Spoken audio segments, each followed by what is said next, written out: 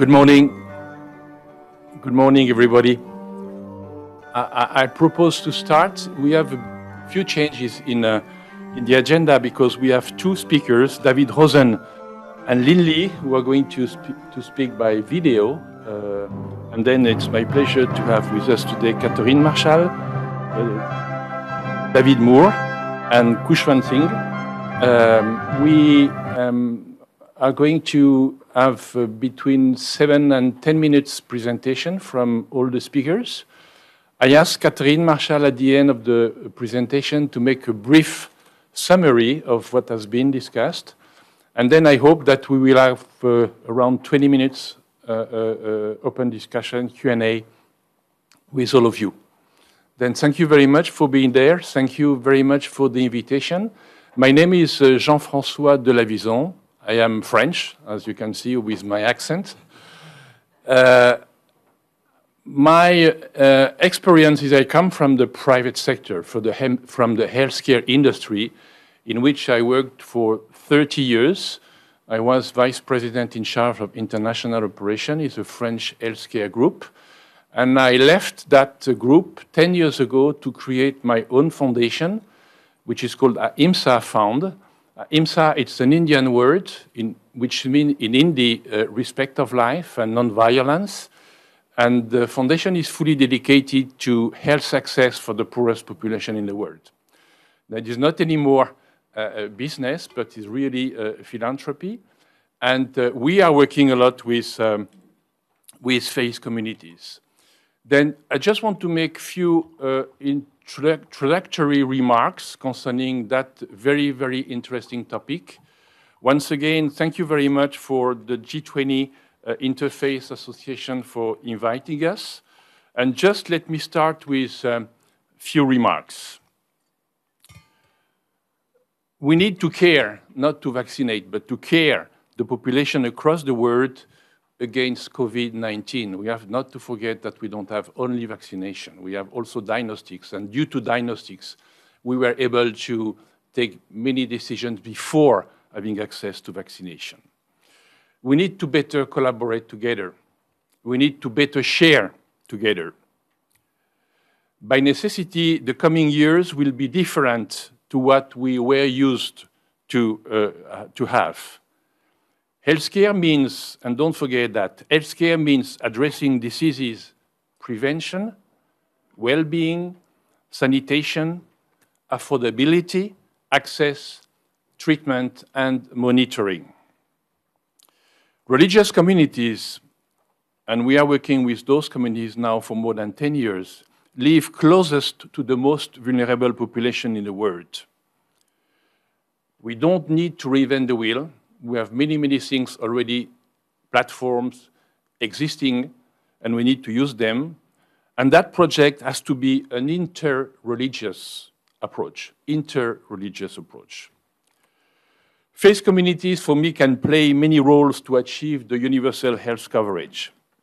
Like other constituencies in the main global health initiative and partnership, faith bodies must play a crucial role in the larger global health partnership from which they are currently too often excluded. My conviction is that without the full engagement and partnership with the faith communities, universal health coverage will never be achieved. Faith communities have the resources, the first-class strategic and operational partners. In many, many countries, they own and run more than half of the health facilities. We have a lot of examples. Some of them, Savodaya, the Buddhist communities in Sri Lanka, Muhammadiyah, the Muslim community in Indonesia, they coordinate more than 115 hospitals all over the country. CHAG, the Christian Health Association of Ghana, they are owner of more than 60% of the healthcare facilities in the country. We have many others, Pastoral La Crianza, Friendship in Bangladesh, Pastoral in Brazil, Shanti Ashram in India. We need also to develop new models, innovative models. I want to share 3 of them on which actually we are working with. First, to develop a strong relationship and partnership between the industry and the faith communities, of course, with the collaboration of the government. Healthcare industry today is much more open to discuss and to speak and to work with faith communities. And they have to be much more patient-centric than what they have been. Leadership. We see that with the COVID-19 pandemic, there is a strong lack of leadership all over the world. Political leadership, scientific leadership. Let's just see the situation in Europe. We don't have any European countries with the same approach in order to fight COVID-19. And for that, for leadership, we need to give much more visibility and much more voice to women leadership, which is something very important. And we need to give much more visibility to youth. And that's my pleasure to see that today we are going to have panelists very, very much engaged to youth. We need to share our experience due to our age with the dynamism and the new vision of the youth. We need to work together and we need to engage them. I didn't see a lot of youth during the conferences that we had, and they are key for me, they are important. It is necessary to involve the wealthy in the fight against poverty. We don't need to opposite them. We need the wealthy in the fight against poverty. Is it also necessary to apply local solutions to global challenges? And we see that on the field, locally, we have a lot of successful results.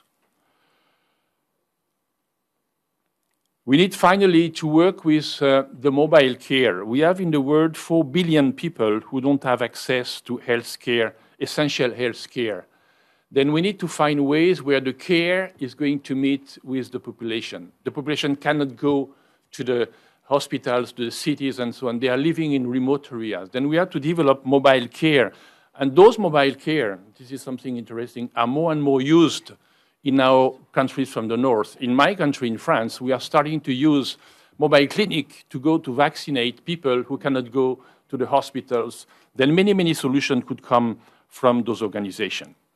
My conclusion is that our challenge is to strive together by advancing the values that unite us rather than highlighting the differences that may separate us. And what I say many, many times when I teach in business school to the students is this quote from Seneca: it is not because things are difficult that we don't dare them. It is because we don't dare them that things are difficult. Thank you very much. Katherine, then I give you the floor now. You are then Senior Fellow at the Berkeley Center for Religion, Peace, and World Affairs. You are also Vice President of the G20 Interfaith Association. You worked many years with the World Bank. Then I let you start, and I will let you conclude. Thank you very much, Katherine. Thank you very much. I'm going to focus on questions that we see as linking the interreligious, religious communities and the G20. And very near, if not at the top of the G20 agenda this year is the question of addressing the COVID crisis. It is a worldwide emergency, a worldwide storm. There are many, many actors involved, but there are also great hopes placed specifically on the G20 and their summit at the end of October to galvanize the action that's necessary to bring the world together to fight this pandemic, but also to prepare for ones in the future. So then the question is, what do religious communities and interreligious communities have to do with this? Drawing on lessons from other pandemics, HIV/AIDS, and particularly the Ebola crisis in 2014-2015, my center and the WFDD, but also the Joint Learning Initiative, started in March 2020 to look at how religious communities were responding to the COVID crisis. And I'm going to go through that very quickly and then come back to some of the critical issues for the G20 itself. In this COVID crisis, the religious dimensions became quite clear very early on because there were some large religious gatherings that were linked to the spread of the disease, to the contagion. And so there was, from quite early on, a focus on both large religious gatherings, pilgrimages, of which the Hajj, for example, is one, but also a whole series of different things. I had never realized before that the World Health Organization has a department of large gatherings, which tend to be sports and others, but they came to us asking if we could list all the large religious gatherings in the world. So in any event, in the lockdowns, which of course have been one of the major instruments for dealing with the crisis, worship, places of worship, gatherings of worship have been a big issue, and this I'll come back to, a bone of contention in some areas as to their role. So the question of gathering has been a first issue. Another one has been religious practices, and interestingly, this had been a central issue in the Ebola crisis, but the issue of burials and funeral rites, because of so many tragic deaths, has been a major factor. But so have marriages, baptisms, coming of age rites of all sorts have been curtailed or have been changed and have been subject to relationships with governments. So a second major issue has been practices and posing a new question, which had not been raised in the same way in the past, of are pastoral services part of essential services? A new debate on priorities within economic, social roles in societies. A third issue has been care for those vulnerable, of which there are billions in the world. And the world's social protection systems, which of course vary by government and by place, have been patently inadequate to deal with hunger. People talk about HOVID as well as COVID because so many are dying of hunger. But also in the United States now, for example, big issues on evictions of renters, but so many other issues, of course, schooling, et cetera, have all been disrupted, and religious communities, in ways we will never know the total, have been extraordinarily active in providing a huge range of services that call into question the adequacy of social protection measures. A fourth issue, you can go back to the plague, the ancient plague. Every pandemic has linked to people looking for scapegoats for those responsible. And that has accentuated all kinds of discrimination and hate speech, riots, demonstrations. And of course, the majority of religious leaders have been on the positive side in seeking to diffuse these tensions, but others have been inflaming them and linking it to some political, accentuating the problems of nationalism, religious nationalism, which has been a concern for some time. Another area, which is continues to be something of a mystery but also important, is how conflicts in the world have changed as a result of the pandemic. There was a hopeful message that we were looking to an era of greater and greater peace. The early signs are that has been disrupted by the pandemic, and that conflicts, old conflicts have flared, new ones have emerged. The whole conflict resolution field has been challenged by the fact that people have been restricted in their movements.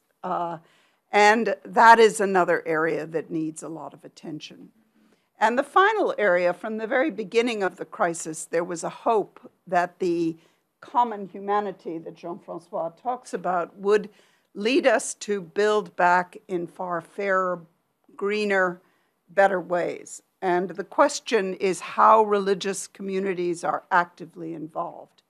The Vatican, the Pope, set up a large set of commissions early on, which continue to work, which have as part of their mission to look at these longer-term efforts. And there are a scattering of efforts to look at what building back better for health, for education, for every other aspect of society, including the environment, how those will take shape.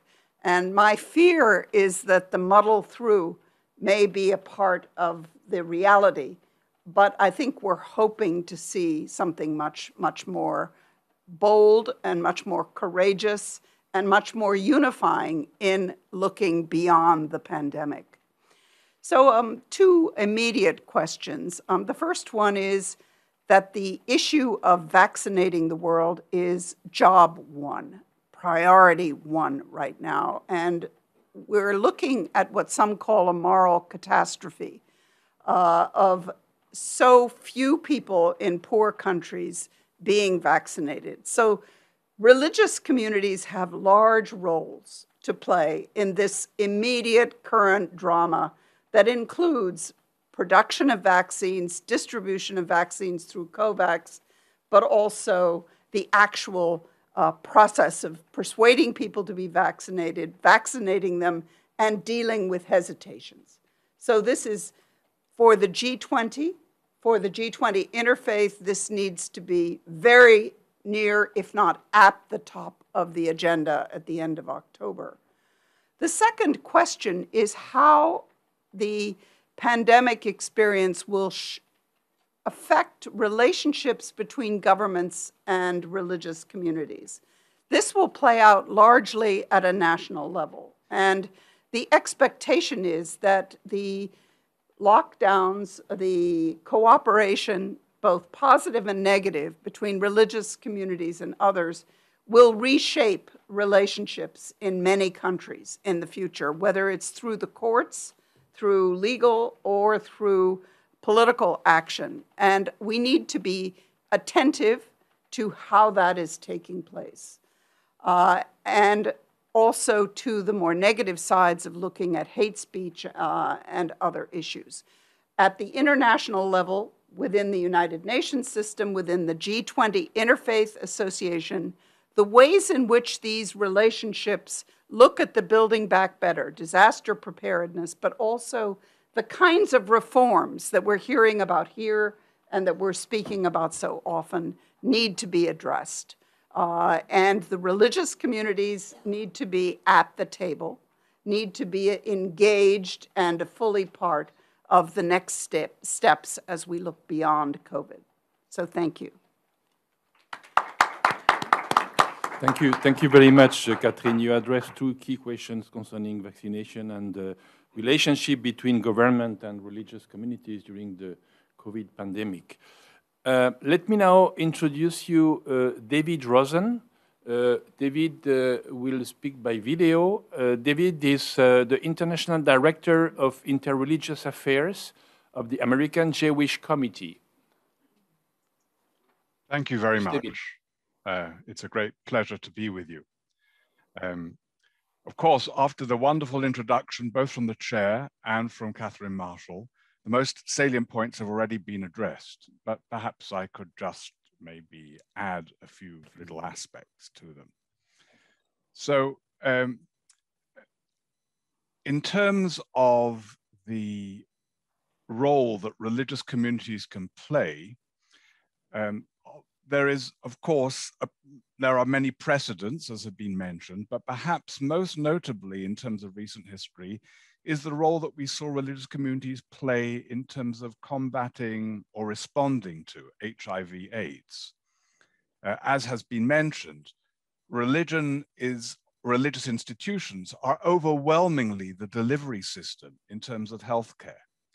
And one of the organizations of which I'm privileged to serve, one of its presidents, Religions for Peace, was a recipient of a very large amount of money from the Gates Foundation to deal with AIDS orphans. And why did they turn to the religious community and the interfaith community? Because it has the capacity to access people in a way that no other can, through mosques, through churches, through other religious institutions. So this is, of course, makes the religious institutions and therefore the religious leadership, as well as obviously the actors on the ground within these religious communities, critical partners in addressing any kind of threat to the well-being of society, material threat or any kind of threat. Of course, in addition, the role of religion is to provide pastoral care. But we also need, obviously, to understand that this pandemic is not going to disappear entirely overnight. As so many other aspects, we have to learn whether it is indeed HIV/AIDS or whether it's some of the various flus that we've encountered, we have to learn how to live with it. And that kind of pastoral care in enabling communities to deal with ongoing challenges is, of course, of critical importance. One thing that has been alluded to in Katherine's remarks, but of course is critically important for religious leaders like myself to address, to take very seriously, is the importance of our engagement and our involvement in dispelling myths and reinforcing accurate information. So this is not just with regards to vaccination. Of course, that's the critical issue because, as has been mentioned, we have to ensure that the scientific resources available to address the challenge are accessed and that people are able to overcome their fears and the propaganda that various elements for different reasons have propagated regarding the vaccine. But in addition, there have been terrible conspiracy theories. My own community is one victim, but certainly not the only one. There are so many religious communities that have been victims of conspiracy theories as a result of the challenges. And that, of course, has been the situation over the course of history. Wherever there has been a threat to people's well-being, there has been the need to find a scapegoat and to be able to develop conspiracy theories to be able to deal with that. Here we see something really important. It's not just that religions themselves need to respond, because obviously if there's a conspiracy theory that the Jews are behind COVID-19, if I say something as a rabbi, that's not necessarily going to convince somebody who has bought into the conspiracy theory. But if, as interfaith groups, interfaith organizations, and as religious leaders and people on the ground from different religious communities come together to repudiate the misrepresentation and the hateful rhetoric, then it has so much more significance. So we need to see much more interfaith solidarity, response and calls, and examples to see the religious leaders, religious figures, and the youth and women coming together in terms of recognizing this common challenge and, of course, our common humanity, which must transcend all and any specific religious difference. So this, of course, places a responsibility on the religious figures themselves, but not only. And this comes to the second point in terms of the role of religious communities, which has also been alluded to. There has to be far greater collaboration between religious leaders and public health professionals and the institutions and organizations behind them, both in a country-to-country basis as well as globally. Here, I think it's really always important for people who are religious figures or are representatives or members of specific communities to be self-critical. But in all honesty, I don't think that the problem is primarily coming from the religious communities here. I think it's coming overwhelmingly from secular society, which very often relates suspiciously to the religious community, very often presented as archaic and insular. And it is, even if people still hold to these prejudices, they still need to be educated on how counterproductive any kind of behavior based upon such a perception that leads to the separation of religion and science, as if there is some kind of contradiction. And of course, this is important in itself. Religious leaders need to emphasize the importance of science as a religious imperative. Science needs to understand religion as relating also to the well-being, psychological and physical, of people within society. And they need to understand that they are handmaidens for one another and not, God forbid, any kind of opposition. So there needs to be an educational process in which the various institutions, both on a national context and international, are educated about the potential of their cooperation involvement. And so a concrete proposal would already be to have a religious leaders advisory group, a small one, a new small advisory group that of people of experienced religious leaders who have interest and knowledge in COVID-19 under the auspices, assumedly, of the World Health Organization, that could look at ways in which there can be this cross-fertilization, this synergy, and this important collaboration. What is, of course, also important, and that's also been alluded to, is to identify globally groups, initiatives, and best practices, working towards cross-sectoral partnerships, engaging actively in harnessing lessons of experience. I'm happy to tell you about a wonderful initiative from here in Jerusalem, of which I'm honored to be involved in, that was initiated by some of our greatest scientific and medical experts working in the areas of the pandemic and so many other dimensions, who took this initiative, which they've called Jerusalem Impact Vaccination Initiative. And this is to take the lessons of their experience. You know that even though various variants came back to haunt us here in Israel, the initial response was fantastic. We let our guard down too soon, but nevertheless, our capacity to respond through the collaboration of both the medical institutions, the health funds, the technological skills in identifying where there is a need and how to respond to it, as well as the involvement of religious leadership, serves as a rather remarkable example. And this initiative is seeking to be able to take the lessons globally to ensure maximal vaccination and response. For those of you interested, I'm happy to share the information with you, but those who might have a pen and paper or very quick on their fingers on their phones, the email address is ocg.jerusalem@gmail.com. And the idea ultimately is that this message from Jerusalem is an interfaith message.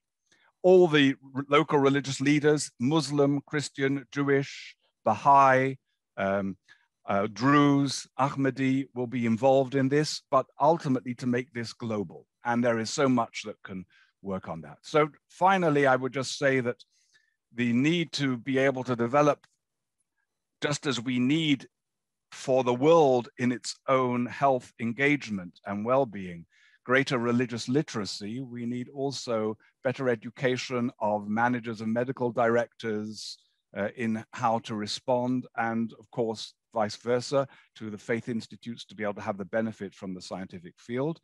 And specifically with regards to youth, let me just end with saying that there is so much that can be done if there is a good initiative. That's why having such a kind of a collaborative entity between religion and science under the auspices of the World Health Organization could be useful in issuing calls to seminaries, to universities, to ensure that there is at least some kind of component in training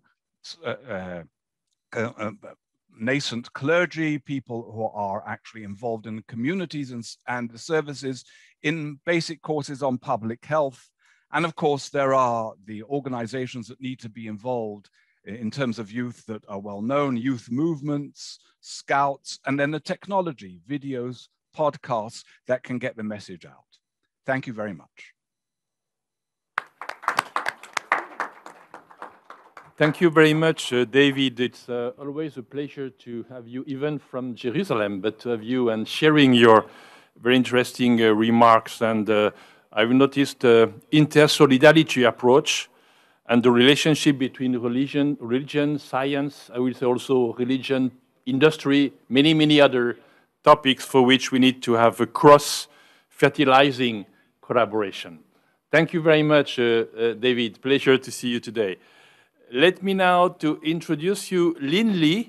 Lin Li, she's the director of the Islamic Research Department of the World Religion Research Institute, and she's also in video with us.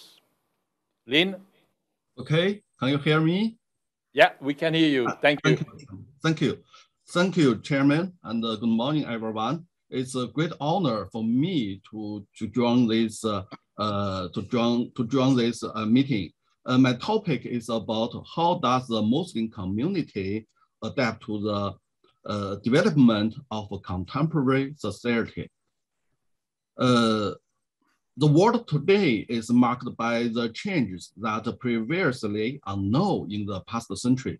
The pandemic of coronavirus, the decline of neoliberal globalization, the new trade of Sino-US relations, and the changes in the basic operation of international relations. All these confirm this judgment. Today, Muslims are facing a more complicated society than before. In this context, it is undoubtedly significant to discuss how Muslim community adapt to the development of contemporary society. I believe that Muslim community should pay attention to and handle the following 6 relationships in order to adapt to the social development. First, the relationship between Islam and the society. From the global perspective, there are experiences of Muslims living a Muslim majority and in power countries, such as in some countries in the Middle East. And there are also experiences of Muslims living living in a country where Muslims are minority but in power, such as the Mughal dynasty in South Asia. But there is a lack of experience and summaries of how Muslims live in a country where Muslims are minority and not in power. So this situation has made some Muslims to use and copy their living experience in Middle East. As we know, in recent years, in some European countries, such as France, tragedies have occurred one after another. It is more or less related with the lack of such experience. That is, how Muslims live in a society where Muslims are minority and not in power. Therefore, exploring a set of experience of how Muslims live in a non-Muslim society is of significance, of special and important significance for contemporary Muslims. For this perspective, the non-state religion experience and the traditions of Islam in China have some universal significance. Second, the relationship between Islamic law and the national law. Contemporary centuries, the modern countries have their own set of political order and legal system. And Islam also has a set of legal system called fiqh. How should the relationship between these two systems be handled?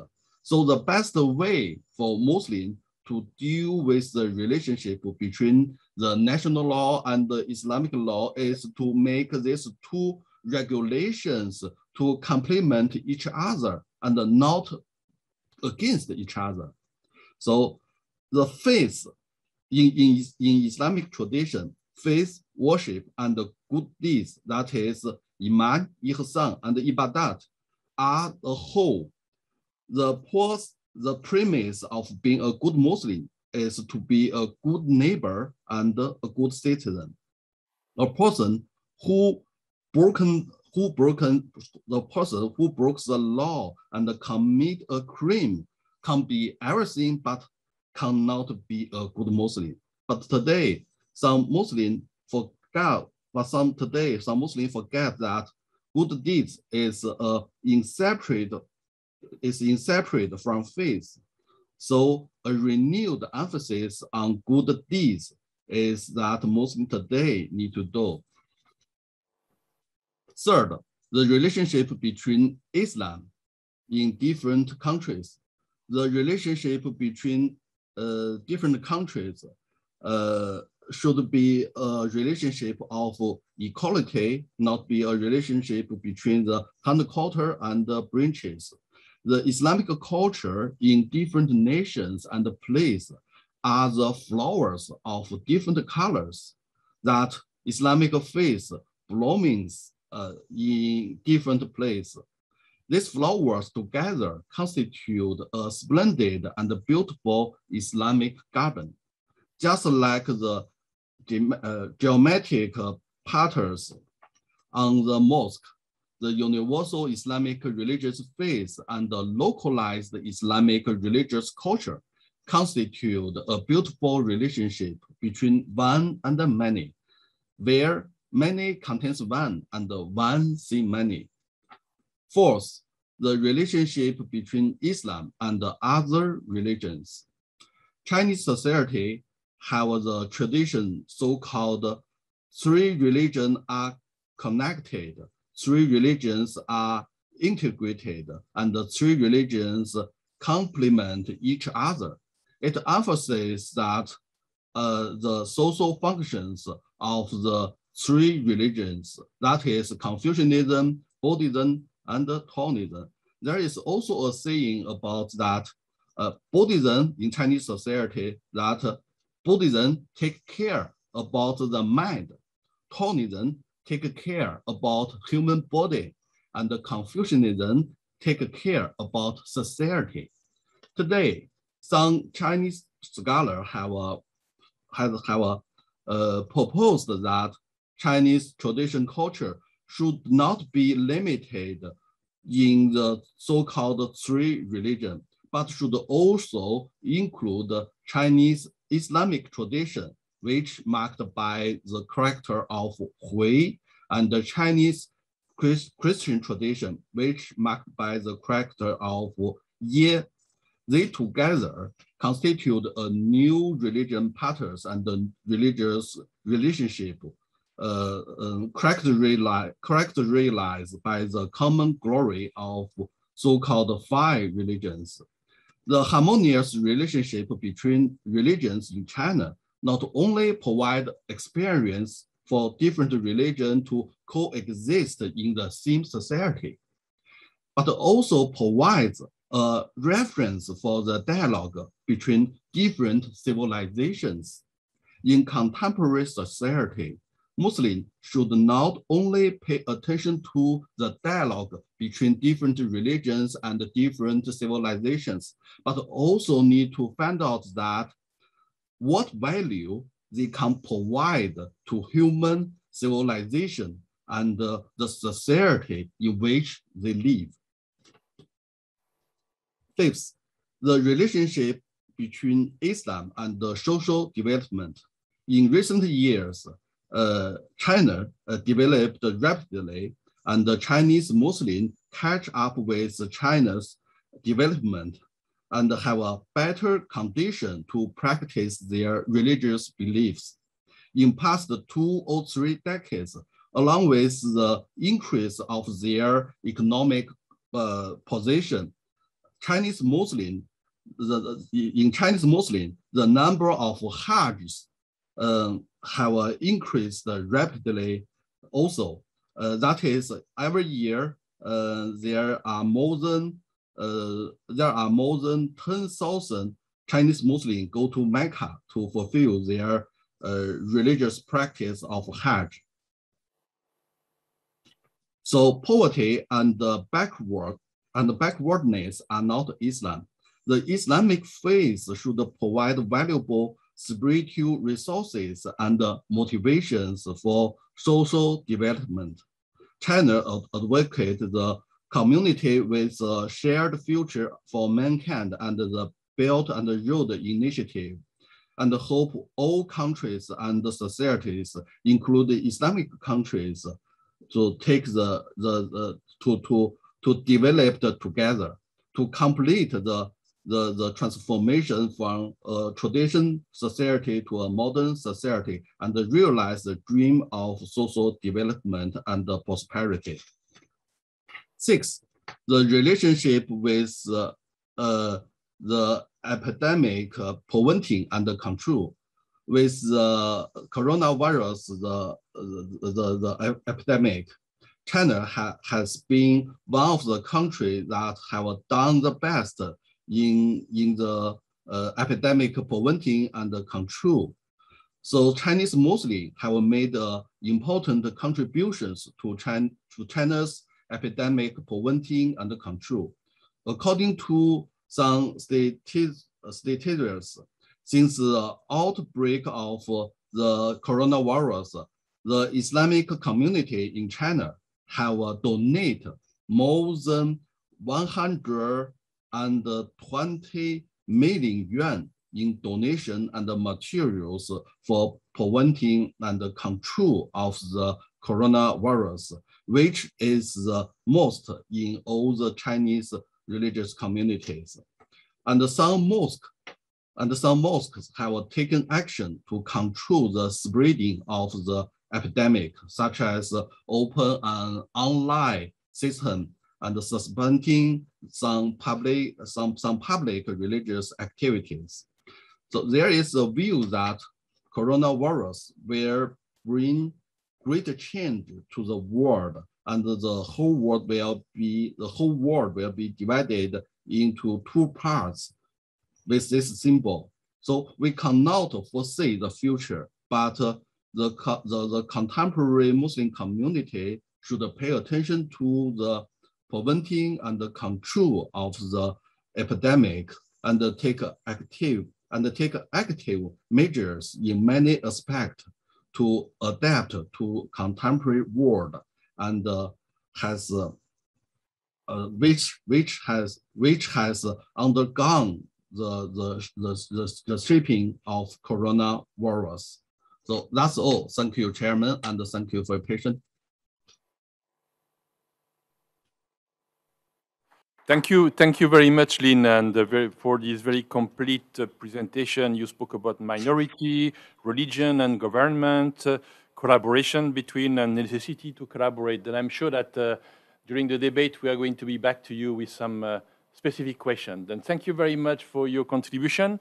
I propose now to have a short video, which is going to be presented by Richard Archep. Richard is the CEO of the CEPI, the Coalition for Epidemic Preparedness Innovation, engaged in vaccination. Please.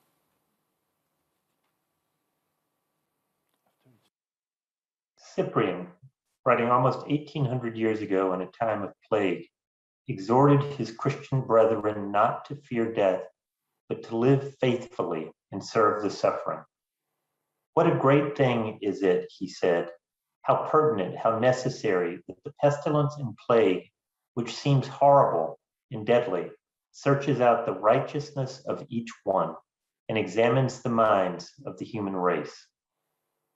How little the soul has changed in 1800 years.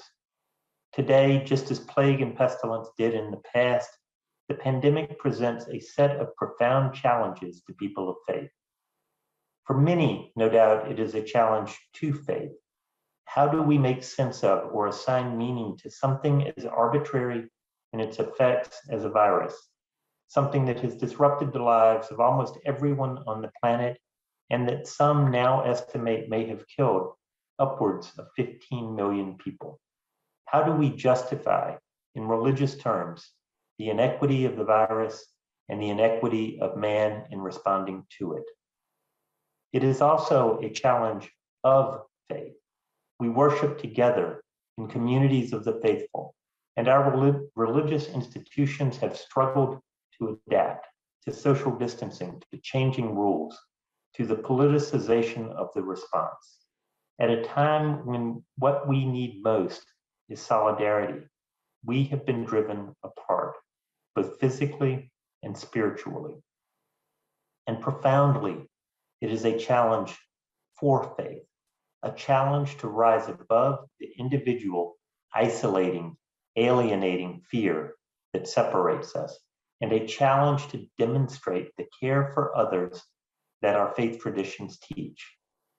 Pandemics present a problem that can be solved only collectively by living fearlessly and putting our God-given ingenuity in the service of justice. But this we have done only partially and all too imperfectly.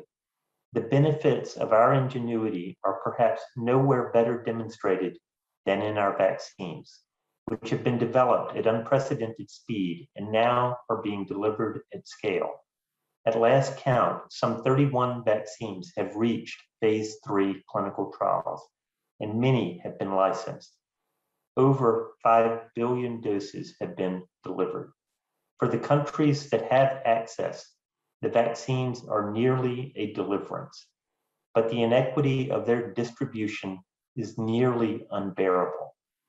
Roughly as many people have been vaccinated in Singapore or Switzerland as in Nigeria, Niger, Cameroon, Chad, the Central African Republic, the Democratic Republic of the Congo, Ethiopia, Somalia, Sudan, and South Sudan combined. This is a bitterness that will linger in the mouths and memories of hundreds of millions of people long after the pandemic subsides.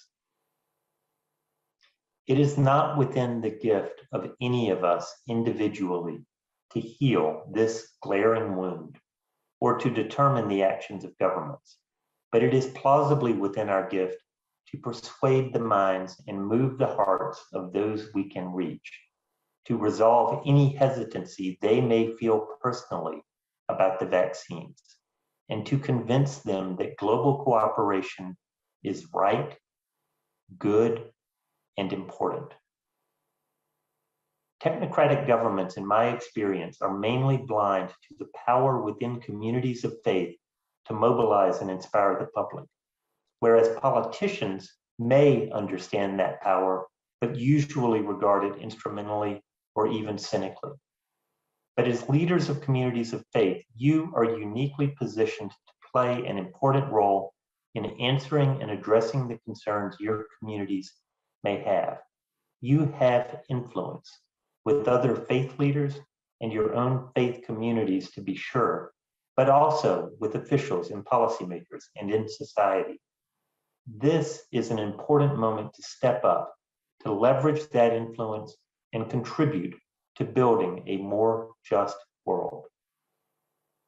Without redirection, without a renewal of our commitment, the end of the path we are on is bleak. Cyprian understood the challenge that pandemics present to communities. He said, when the jagged rocks rend the shipwreck is common without exception to all that sail in her. And the disease of the eyes and the attack of fevers and the feebleness of all the limbs is common to us as with others, so long as this common flesh of ours is borne by us in the world. We are indeed all in this together. This week, the Jewish community celebrates Yom Kippur, the Day of Atonement, when believers are supposed to pray, repent for wrongs done against God and other human beings, and practice charity. While the Hindu community celebrates Ganesh Chaturthi, which marks the arrival of Lord Ganesh, the remover of obstacles on earth. Let us fervently hope and pray that through working together in coming months, the obstacles to solidarity against this pandemic are removed. Basil of Caesarea, writing in a time of famine and drought, admonished his congregation with words that are just as apt for our response to a modern plague. The hungry, Basil wrote, are perishing. The naked are freezing to death. The debtors are unable to breathe. And will you put off showing mercy until tomorrow? This is the question we must all ask ourselves individually and collectively. This is the challenge today for the faithful.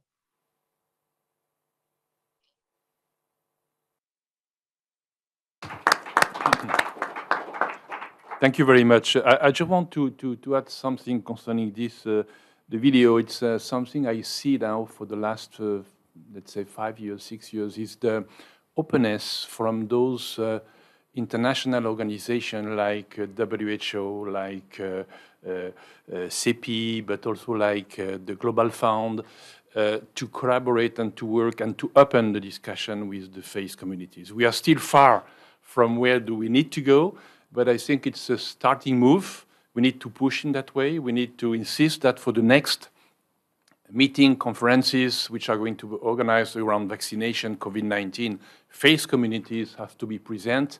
But I want to underline that there is a small sign that things are improving. Now it's my pleasure to introduce you Khushwant Singh. Khushwant is the head secretariat at the International Partnership on Religion and Sustainable Development part. Then Khushwant, the floor is yours. Thank you very much for being with us. Yeah, thank you so much. I feel very honored to speak to you today, and I'm also very glad that I can draw on the various important points that the distinguished speakers have made. I will speak very hands-on, so might be a little bit different from the talks before, so don't be afraid if I really go into the practicalities of development cooperation and collaboration with religious actors. But before I start, I want to show you a picture, and I really want to make sure that you understand I have not been paid or sponsored by this magazine, but I'm showing this picture because it shows that usually the topic of religion is not dealt with by this and other important magazines, which I'm sure you're all reading on a weekly basis. But then this cover page was published recently, and it's just by chance that the people you see here are people who are inspired by religion. In this context, it's my religion, it's a coincidence, the Sikh religion. And they were covered because they did hands-on work in the context of all the challenges we all faced with regards to the current pandemic. And what it shows, and I draw here on all the important points that were made in this G20 conference, that when it comes to existential challenges, of course, we need global answers, but at the same time, the answer itself has to be local. Mohamed El-Sanusi, but also Professor Mohamed Abu Nima, they have also pointed out to this, this importance. You said also we still need to persuade, or at least there's a way to go to show that religion is important. And when very smart people, or people who are regarded as very smart like Bill Gates, say that in terms of allocation of time resources, religion is not very efficient, and Bill Gates thought that it's not important to work with religions, but then he went to Nigeria and he realized, oh, if I really want to be successful when it comes to polio vaccinations and so on, it is important to consider the networks, the wisdom, and the access of religious representatives and authorities if we want to be efficient. In our partnership, we want to tap into the positive potentials of religion. So governments, intergovernmental, and religious organizations, but also academia, that's why, of course, we are working together with Katherine too. We want to focus on the positive potentials and contribute to the 2030 agenda of the UN. And you see here, we are working all over the globe, and the realization of this partnership was that 4 of 5 people, it was also mentioned in this conference, belong to a religion or a spiritual tradition. So why not tap into that potential? Just a few figures. I will afterwards not bore you with figures. We have 144 members right now. We started with 11 members. Now around 40 countries are part of PART, 8 religious organizations from 8 different religious communities are on board, and intergovernmental entities and nearly 130 faith and religiously inspired organizations. And of course, this in itself is a contribution to SDG 17, partnerships for the goals. We work on various issues, but very important, and it has been said in this conference too, we enable a safe space where religious organizations together with governments and intergovernmental representatives can share information, can share evidence. We discuss lessons learned, how to improve, how to adapt approaches. We enable networking. Recently, representatives from the Danish government said, oh, I've joined PART for the first time, but now I have access to religious organizations from all over the world through one hub. It's amazing. We identify common areas of interest where we want to work on. We organize conferences, we bring out publications, and of course, we also address current challenges like the COVID-19 response. On a longer term, we work on 4 SDGs, and I will not go into the detail of that, but you see that we are working on a wide range of topics here.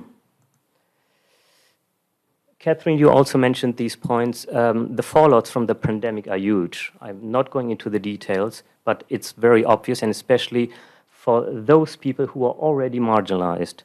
So I think it's important that we do not just talk about restoration, but also we talk about reconstruction. We should not make the same mistakes over and over again, but we have to look into the future. So that terminology, building back better, somehow I like it, but I don't like it, because actually we want to look into the future and see how to adapt and how to develop new approaches, also by considering the wisdom of religion, but also of young people, and we will come to that later on. I will give you some practical examples what has been done so far, and these are promising approaches from different religions. I am just picking out a few concrete activities which were passed on to me by members of PART from 3 different organizations. I'm starting with United Sikhs because I wanted to start with a very small religious community and a very small organization which is purely driven by volunteers. I think apart from 1-2 people, no one is earning their daily bread with these activities. They have provided oxygen. They imported oxygen from the UK with a plane and brought it to India to support COVID victims. They went to villages to support young people. They provided food, and you said it earlier on. I mean, people first have to get food, and then, of course, they need a treatment with regards to COVID. So various activities going on at the very ground level to people who are just inspired by their religion. And there's a nice slogan here: they may die of hunger before they are killed by the coronavirus. So that's why they are saying it's very important to give food for those who are already vulnerable and marginalized. And very interesting, you also mentioned it, mental care. They set up a hotline where people who are depressed, who are alone, who do not know what to do, they could just call for free, and volunteers would listen to them. They called it Ear Us. That was their motto. And here I have mentioned something from World Vision. They have a program called Channels of Hope. And I'm mentioning World Vision because they are one of the largest players in this context. And they set up a chat group where they sent messages to religious leaders, but also volunteers with regards to Corona. I will come to that in a moment. So looking at the concrete activities by religious actors, we see it was very important that they share information, mostly through social media, but also at the community centers, about social distancing, about the importance of wearing masks. Very important to contextualize fake news, the importance of vaccinations, combat vaccine hesitancy, it was also mentioned here.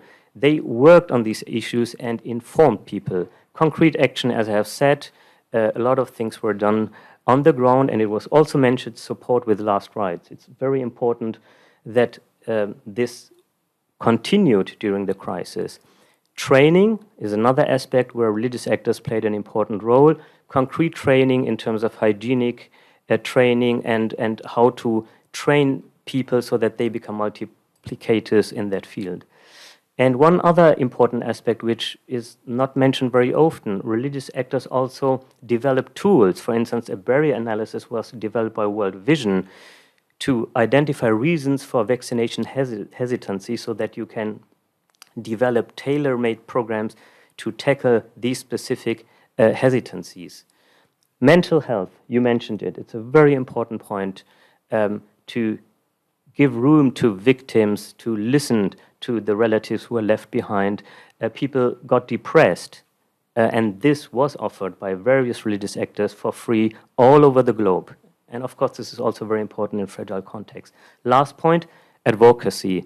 Our colleagues from South Africa, who also did all the points I have mentioned here, they were also very strong in advocacy because they appealed to President Biden, our Chancellor Merkel in Germany, for a fair sharing of vaccines. So they pushed the agenda from their perspective and said the responsible politicians should really come to a conclusion with regards to the fairness of sharing of vaccines. I'm showing this not because you should read the facts, but I want to point out to one thing which is a challenge for smaller religious organizations who do amazing work. They don't have the capacity to do PR work, and they don't have the capacity to monitor their impact. World Vision here, they have an amazing monitoring of what they do, how many people they reach, and so on. But a lot of work is invisible because it's not monitored. So it's important we come to the proposals we have that we support smaller organizations or regional organizations to show impact. So, concrete proposals, I know it's not Christmas, not everything will be fulfilled, but at least based on the wisdom of the members of PART, I have put together some concrete proposals, also based on what young people told us, because in the corona pandemic, young people were the ones who were quite often frontliners because they were young, they were healthy, and they dared to do things where the older said, we are reluctant to do this. So consider locally, but also internationally, religious actors and their expertise when developing future responses to crisis. Yeah, draw on their expertise and also their networks, because, and as it was mentioned in this conference, they will stay. People trust them, so they work on a long-term basis. Post-COVID funds, especially from the smaller religions, it was said that more money is needed for smaller religious organizations because they do not know how to get grants, because they don't have the capacity to apply. They don't speak the language of the UN, of the big donors, and so on. So they need capacity building at that level and the support how to monitor their activities. Focus also on soft issues like mental health. I've mentioned that point. In terms of mental health, for instance, we are just organizing a virtual series on resilience and children on the move, where also young people will speak and they will bring in their expertise why and how mental health needs to be considered when tackling such global challenges. Final proposals, it's very important to enhance the religious literacy of decision makers. Yeah, we need to convince them that it's important not only to talk about religions in these conferences, but in policy making, include them, bring them to the table. Sometimes you have the feeling that also politicians rely too much on so-called religious leaders. We all tend to call ourselves leaders very easily, but I think, and now I'm speaking more at a private level, we need more servants than leaders on this planet. So bring young people to the front, bring those ones to the front who are doing concrete work. Another important point is regional forums. Talk with all key stakeholders, including religious actors, when it comes to finding or developing local solutions. One point I've called it open hearts. Also the religious communities have to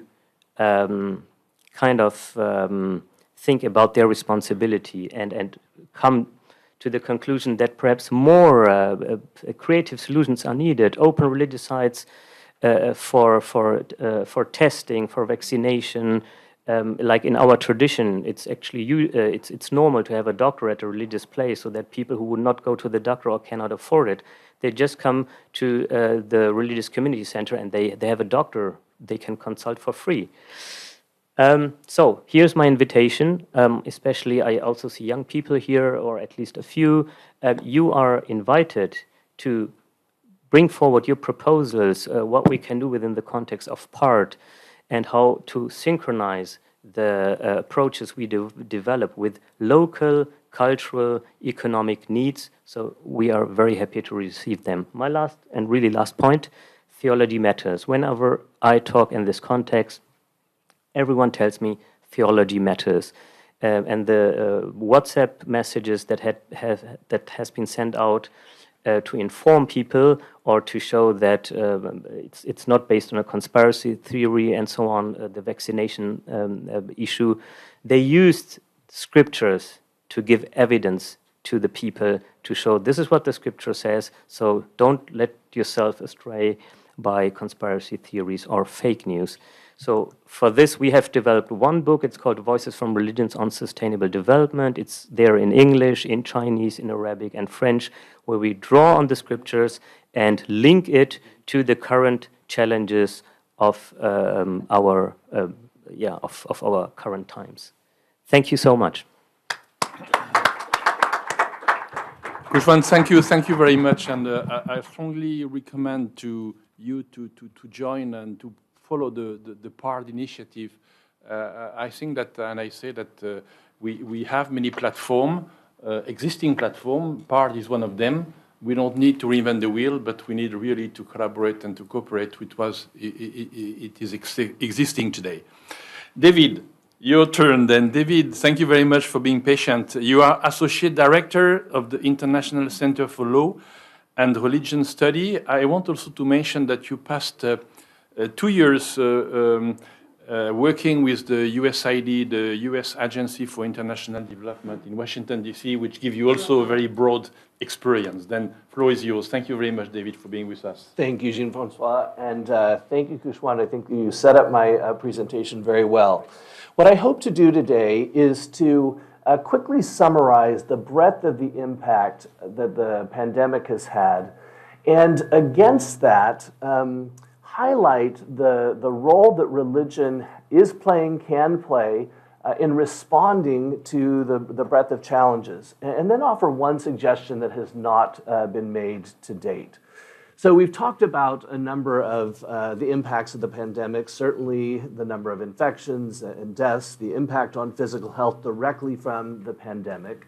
Of course, the physical impacts, or the impacts on physical health, are much broader. The Global Fund recently released a report indicating that diagnoses of HIV, of malaria, treatment of tuberculosis, some of the public health progress that we made has stalled or reversed in the pandemic. And so just the physical health impacts of the pandemic are very broad. Certainly beyond that, mental health, as Khushwant indicated, anxiety, depression from the pandemic, other mental health issues have increased. Beyond health, mental and physical, the economic impact, from individual loss of jobs to disruption of supply chains, contributing to inflation, to debt burdens on countries, to increasing inequality economically have resulted from the pandemic. There have been gender effects, right? Certainly from lockdowns, the risks increased of gender-based violence. There have been development effects from sort of reversed course or lost a lot of the progress we have made on the Sustainable Development Goals. Katherine mentioned this when it comes to hunger, when it comes to poverty generally. Thank you. When it comes to education. So the impacts, have been physical health, mental health, economic, development impacts, gender impacts. And I think it's important to think against those impacts of what religion offers. One of the statistics that I think bears repeating that Khushwant mentioned is that over 80% of the world affiliates with a religion.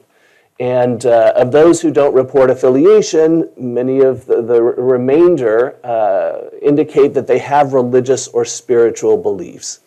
I don't think we could find another demographic characteristic that is shared that broadly by humanity, other than maybe that we're all part of the human race. So whenever there is a world issue, religion is going to be present. Religion is going to be part of what's happening. And of course, we've mentioned the influence that religion has individually, the ability to motivate individuals to accept or reject change. We've talked about the impact of religious leaders. I think it's helpful to remember that sometimes religious leaders are the most trusted leaders in people's lives. In fact, maybe the only leaders that they see. The state is not present in many parts of the world. We think of the state as sort of omnipresent, but not every state has resources to be in every part of their own territory. And so often religious leaders are the primary leaders in certain areas. And their impact can't be understated. I remember in working with USAID visiting a clinic in Bangladesh, and they had a local community council, and on that community council was the local imam. And that was critical to persuading people that going to the clinic was consistent with their Islamic faith. And certainly when it's beyond just going to the clinic, but vaccines and the controversy and uncertainty around vaccines, the role of religious leaders is going to be critical. And it has been mentioned, religious leaders, organizations are often best situated to reach the most marginalized of society. When it comes to mental health, studies consistently indicate that religious people who are religiously active, tend to have better mental health outcomes and physical health outcomes. Beyond that, a study in India indicated that over 70% of those surveyed first turn to their religious or traditional leaders before going to mental health practitioners. So when we're looking at the response to mental health challenges, religion is going to play an important role. Beyond health, resources. A 2016 study found that religion's contributions to the U.S. economy was $1.2 billion in the year studied. That would make religion, if you separate it out, the 15th largest economy in the world. In other words, if we could separate that out, in the G20 summit in October, U.S. religions would be at the table as one of the largest economies of the world. And certainly when it comes to foreign aid and assistance to the developing world, religion plays an incredible role. Going back to my experience at USAID, the U.S. contributes about $33 billion to the developing world in foreign aid in a year. It's the largest official donor. But that is a small fraction of the need. And it's actually a small fraction of the capital that flows from the United States to the developing world. Religions play a significant role. In the year studied from a report I looked at, they provided $6 billion in aid to developing countries, just the religions from the United States for faith-based organizations, more than foundations, more than universities and colleges, and significantly more than the official development of a lot of countries. Netherlands, Norway, Australia, Italy are hosts, right? religious contributions from the United States exceeded the government assistance being provided to the developing world from many countries. Khushwant highlighted World Vision. In World Vision alone spends more money annually than many of the developed countries of the world in assisting the developing world. So the resources to address development challenges are a significant contribution. There's an operational element as well. I remember hearing from a colleague at USAID who had led the Africa Bureau there, and so was heavily involved in the Ebola crisis in the Eastern DRC. And he highlighted that operationally, faith-based organizations were critical to being able to respond, partly because they had access. This area was an area of conflict, about 100 entities at warring, and faith-based organizations were there. And so there was access through these organizations. They were key to trust. He highlighted how the WHO understandably came in 20 armored vehicles with tanks, right? This was an area of conflict, very dangerous. But how do you inspire trust when you come in a conflict zone with your tanks and armored vehicles to say we're here to help, right? And religious leaders key operationally there. And then, of course, local knowledge. Just as religious leaders have influence, have networks, have access to the marginalized, they know often the context on the ground. So operationally key to development. So whether it's physical health, mental health, resources, or the operation in terms of development, religion and faith-based actors are inescapably part of the solution. So my suggestion, and how do we take advantage of this? And one thing that I think we may neglect is religious freedom. The context needs to be right for religions to operate and for faith-based operations or organizations to operate. Right? These benefits don't just arise spontaneously. There needs to be an environment in which religion can exist, flourish, operate. As a human rights lawyer, I see that these are guaranteed. The International Covenant on Civil and Political Rights guarantees religious freedom. The UN Declaration on the Elimination of Discrimination Based on Religion includes a right for religions to organize humanitarian efforts, etc. But I served a time on the UN Human Rights Committee, which oversees compliance with this treaty. And across the world, religious freedom is under attack, regularly violated. People, for example, arrested for holding religious meetings in their homes, etc. And so a key part of the solution and tapping in to the many benefits that religion and faith-based organizations is creating the environment in which those benefits can arise. And that includes religious freedom. Thank you.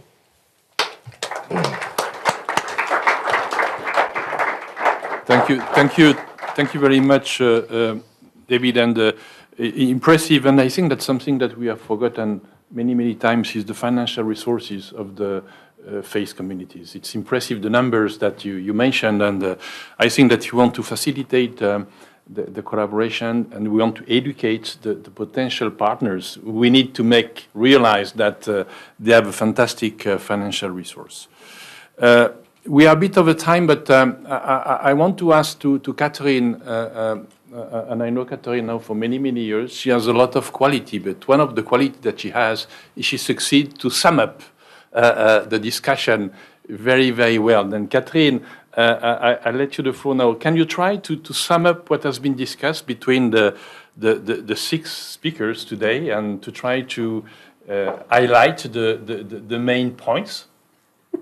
Thank you. I'm afraid that on my tombstone it will say she did good summaries. And my first answer would be no.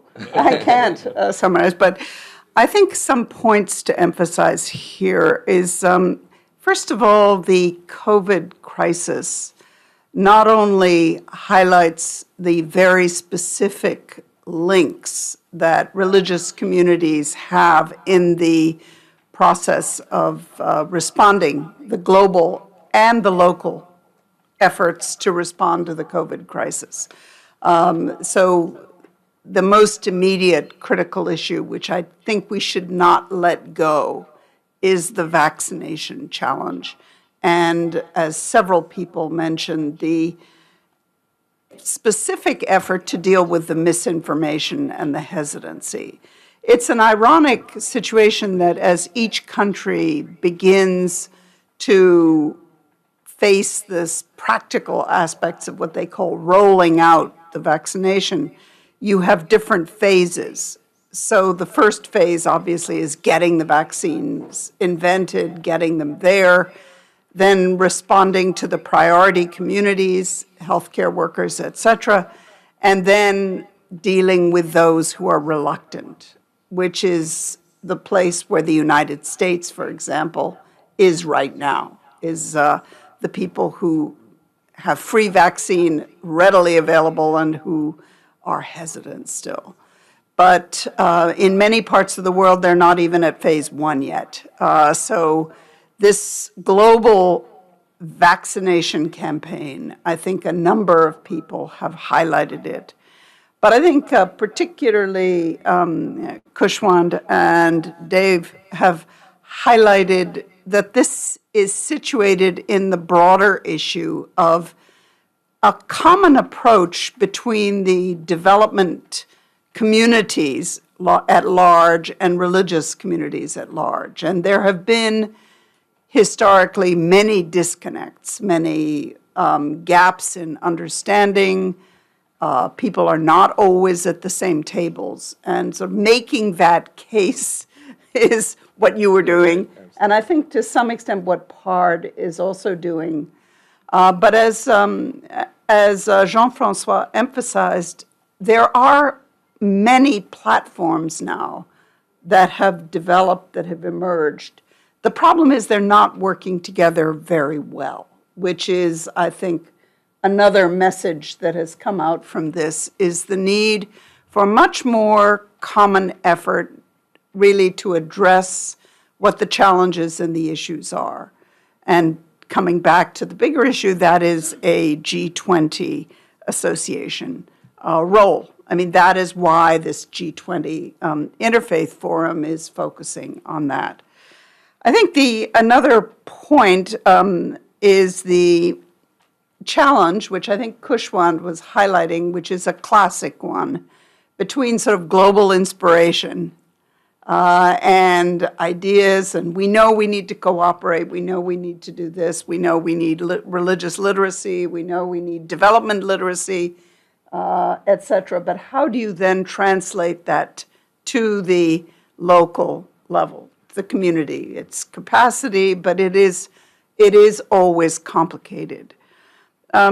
Just a final point, I think the issues of mental health, education, and public health, universal health coverage, in this notion of where do we go next? I think that came out from each one of the people, including David Rosen, Li in China. Each one of us is hoping that we will take this crisis, the danger, the classic crisis understanding is that it is danger and opportunity, that we will find ways to profit from this to do better, to build better links, networks, and organizations that translate into the policy, the global policy, the economic policy, where one has a better sense of using resources and channeling them to welfare of human beings. but that we will also take this opportunity to rethink education, to rethink healthcare, and as David Rosen was suggesting, to learn the practical lessons of many good things that are happening. So I think I should stop there. Thank you. Thank you. Thank you very much, Katherine. It was great. Then I don't want to close the session without giving you the floor for 5-7 minutes. If you have any question to address to the speakers, we have David Rosen in Jerusalem. We have Lin Li in China. We have all of us. Any question from your side? Any remark you want to share? Yeah, please. Can you just introduce yourself, please? Thank you. My name is Abhijit Singh Sachal. I am from Canada. I'm 19 years old, and I'm a part of the Interfaith delegation here. And so my question really is, you all talked a bit about young people being at the brunt of this pandemic, working together. And so my question really is, we have this G20 Interfaith Forum here, yet there's not young people on these panels. How do we go from that next step where young people are involved directly in policymaking, in working alongside these actors and young people from these faith backgrounds globally to make the change that we want to see? What are your thoughts on how we actually take that next step from access to these events, which is so amazing, which wasn't here before, to active participation and creation of policy and change?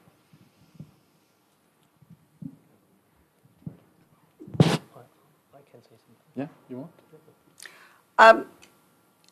Speaking from the G20 Interfaith Forum, in other words, the continuing effort, the G20 Interfaith Forum itself is only a small part of the effort, and there are extensive efforts which are building to go into the different topics that are on the G20 continuing agenda, but that are also those that are coming up. So we're looking now already to Indonesia, which is the host for the 2020.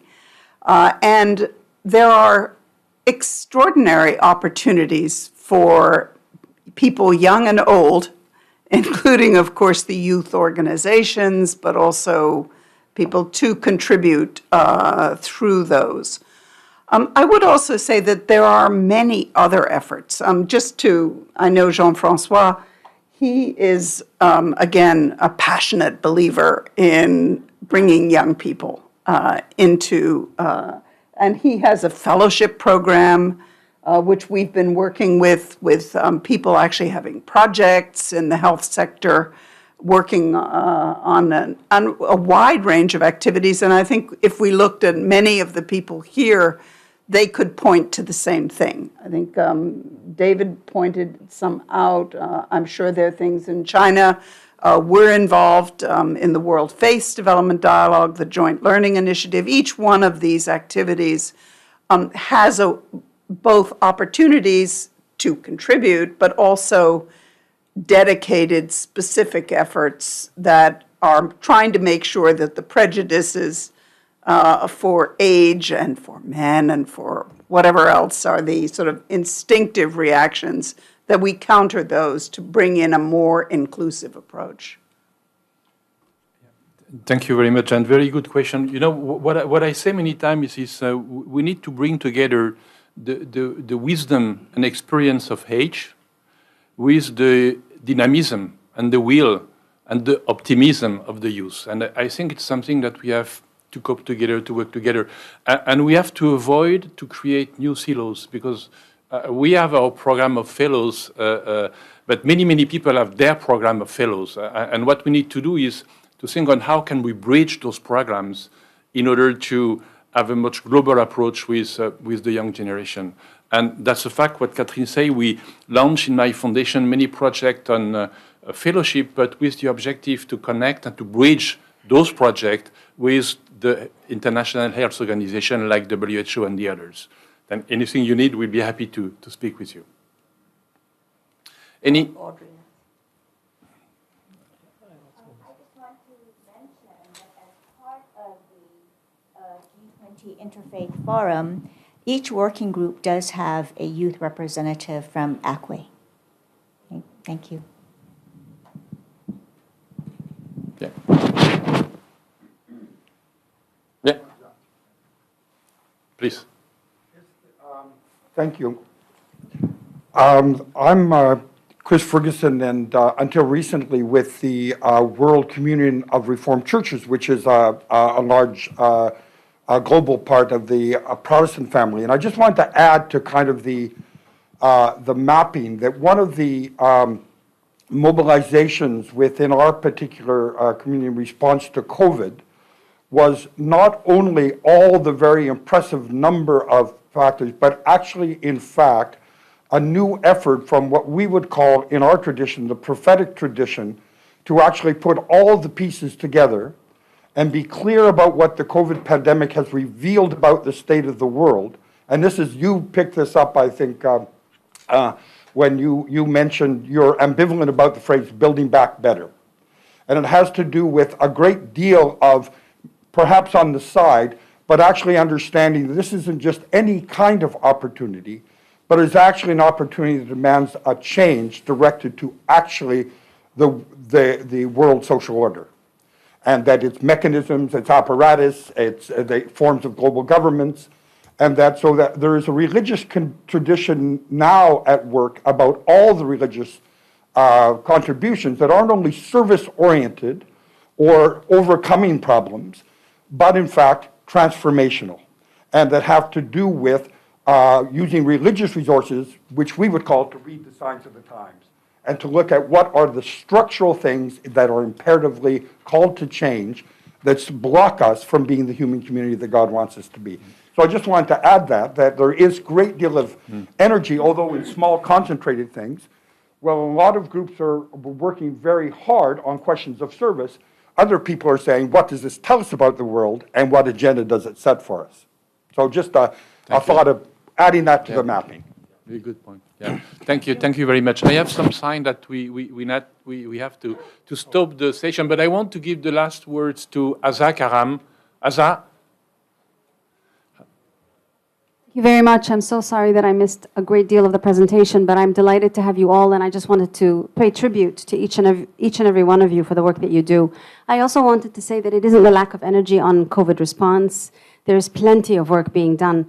It is the fact that the multi-religious collaboration in the COVID response is pathetic, and there is absolutely no explanation for it. Religions for Peace provided an opportunity with a multi-religious humanitarian fund. I naively thought that everybody was going to rush to contribute. I think one of the lessons learned is we can talk and we can write extensively, and we can meet.